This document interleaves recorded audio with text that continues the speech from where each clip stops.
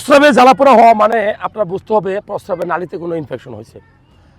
প্রস্রাবের ইনফেকশনটা কেমনে বুঝবেন?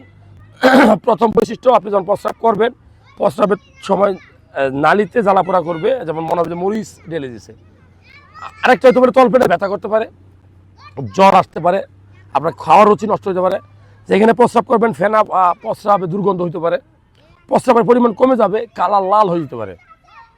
এগুলো হলো প্রস্রাবের ইনফেকশনের বৈশিষ্ট্য। কেন হয়? মূলত পানি কম খাওয়ার কারণে হয়। আমি আবারও বলছি, কেন হয়? মূলত পানি কম খাওয়ার কারণে হয়।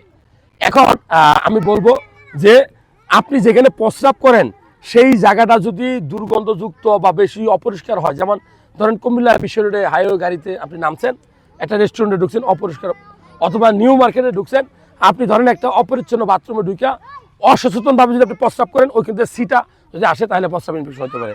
আর মা বোনদের যেটা হয় সেটা হলো যে মাসিকের সময় যে কাপড়গুলো ব্যবহার করে অপরিষ্কার, ওই সময় হতে পারে।